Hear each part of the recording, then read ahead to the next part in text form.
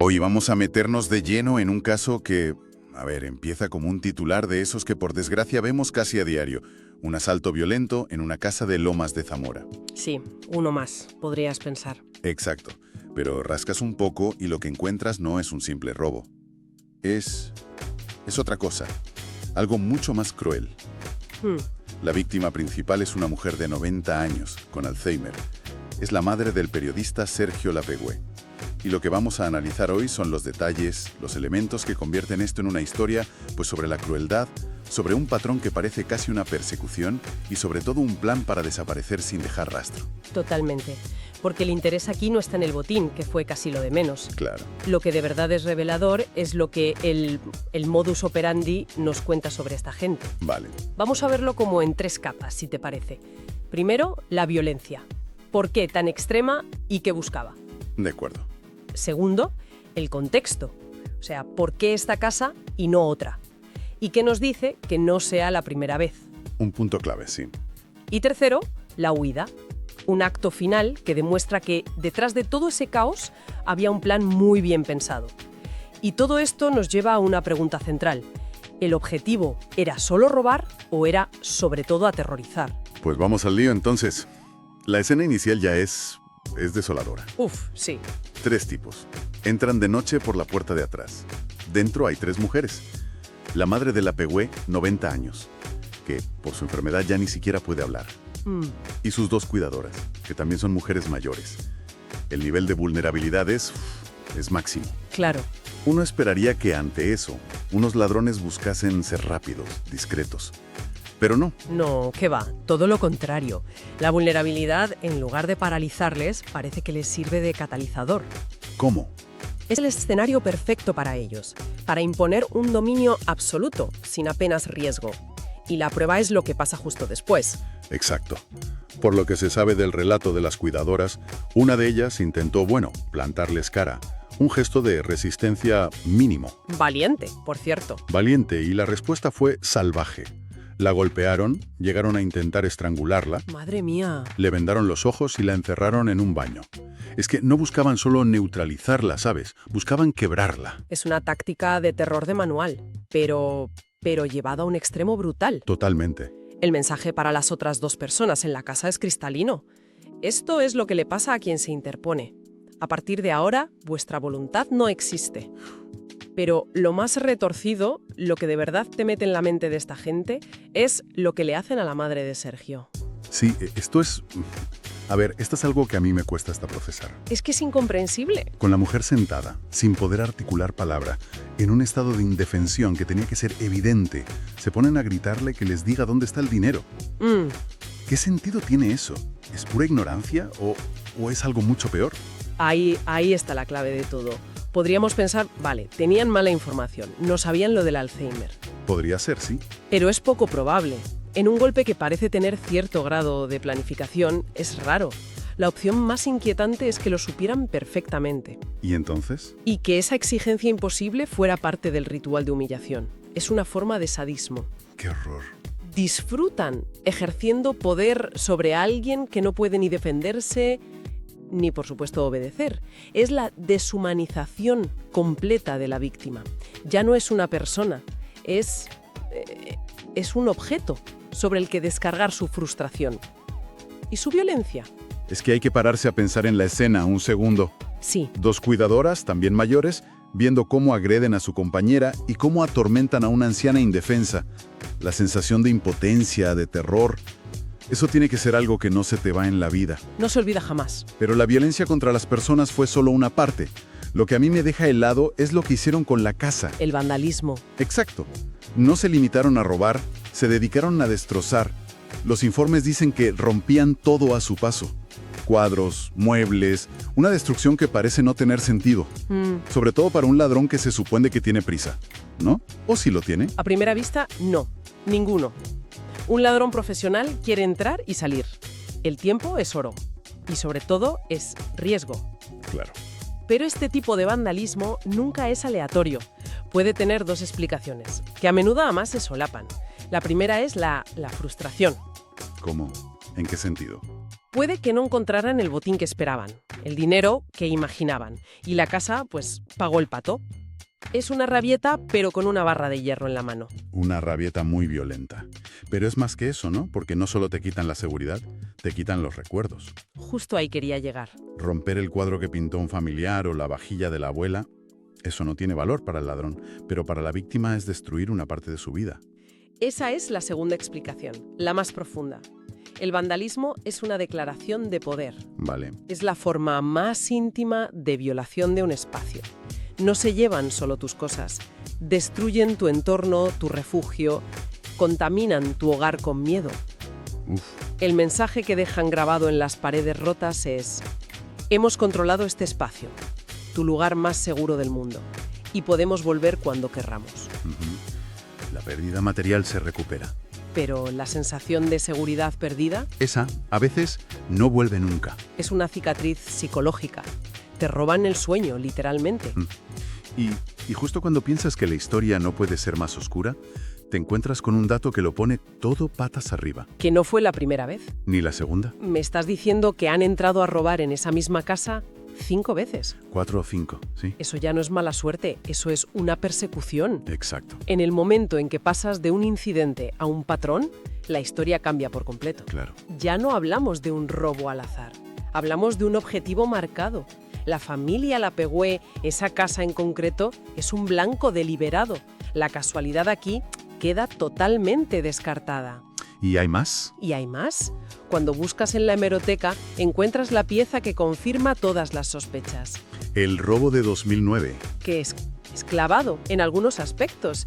Eran 3 asaltantes también, entraron de noche. El mismo patrón. Pero lo más revelador es la pregunta que le hicieron entonces a la madre de Sergio. No era una pregunta genérica sobre dinero, fue: ¿dónde está tu hijo? Tela. Iban buscando a Sergio Lapegüe. Esa pregunta es la pistola humeante. Confirma que el objetivo no era la casa, sino la casa de... La identidad del propietario es el imán que atrae a los delincuentes. Vale, A partir de aquí, la investigación siempre se abre en 2 direcciones. La primera, la que todos pensamos al principio, inteligencia interna. el topo. Alguien del círculo de confianza, ¿no? Un empleado o un conocido. Eso es. Alguien que sabe los horarios, la distribución de la casa, quién está y quién no. Es la trama clásica. Es la trama clásica. Y de hecho es la primera línea de investigación, sí. Pero en este último salto, esa teoría se debilita mucho. ¿Por qué? Por un detalle. La violencia contra la cuidadora que se resiste. Si las empleadas estuvieran compinchadas, su papel sería facilitar el robo, abrir la puerta, fingir miedo, Claro, no oponerse. no jugarse la vida oponiendo una resistencia que les puede costar muy, muy cara. Su reacción parece absolutamente genuina. Entiendo. Entonces, si descartamos al topo, ¿qué nos queda? La inteligencia externa. ¿Cómo funciona eso? Pues funciona a través de la información que está a la vista de todos. Estamos en un barrio estable, de los de toda la vida, no una zona de paso. Los vecinos se conocen, las rutinas se conocen. Y el apellido Lapegüe, por la exposición mediática de Sergio, funciona como un faro. Ya. En la mente de los delincuentes locales se crea una ecuación muy simple. Figura pública es igual a éxito, que es igual a dinero en casa. Aunque no sea verdad. Es una suposición, a menudo equivocada, claro, pero que convierte a la familia en un objetivo de alto valor percibido. Saben quién vive ahí, conocen la zona y probablemente han vigilado la casa. Un momento, y volviendo a lo de antes, que en 2009 fueran 3 y ahora también sean 3, Sí. eso no puede ser casualidad. ¿Estamos hablando de la misma gente? ¿O es que en esa zona atracar de 3 en 3 es el protocolo? Es una pregunta excelente. Y podrían ser las dos cosas. ¿Así? Por un lado, actuar en grupos de 3 es tácticamente muy efectivo para estos asaltos. Permite controlar múltiples habitaciones y a varias personas a la vez. Uno vigila, 2 entren. Exacto. Uno vigila fuera, 2 entran y someten a los ocupantes. Es un modus operandi bastante extendido.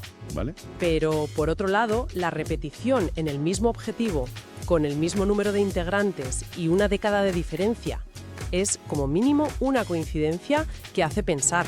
¿Ya? Podría ser el mismo grupo o una nueva generación que ha heredado la información de que esa casa es un buen objetivo. Un legado criminal, por así decirlo. Es tremendo. Hemos visto la violencia, que parece caótica, y la destrucción, que parece fruto de la ira. Pero todo esto choca de frente con la última parte de la historia, la huida. Cierto. Porque ahí demuestran una frialdad y una planificación que no cuadra con lo anterior. No cuadra nada. Se supone que estas entraderas, como las llaman, tienen que ser operaciones relámpago, ¿no? De menos de 2 minutos, para minimizar riesgos. Es una carrera contra el reloj. Cada segundo que pasas dentro aumenta exponencialmente la probabilidad de que llegue la policía o de que un vecino dé la alarma. El tiempo es tu peor enemigo. Sin embargo, estos tipos, en medio de todo ese supuesto caos, se tomaron la molestia de buscar algo muy concreto. No solo el dinero o las joyas. No. Fueron a por la consola de las cámaras de seguridad. La encontraron y se la llevaron. Y ese movimiento lo cambia todo. Eso no es de aficionados. Robar el DVR, el disco duro donde se guardan las grabaciones. La caja negra. Exacto. Es el movimiento de un profesional.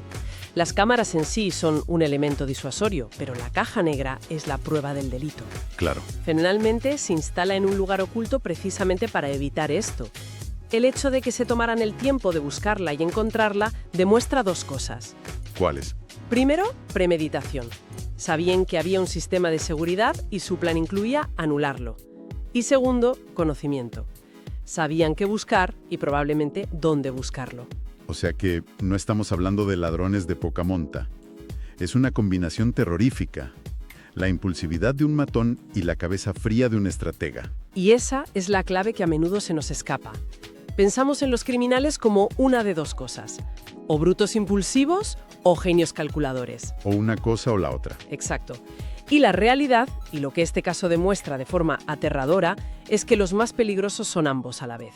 Uf. Es la capacidad de desatar un caos animal y, un segundo después, ejecutar un plan con la frialdad de un cirujano, lo que define una nueva clase de amenaza.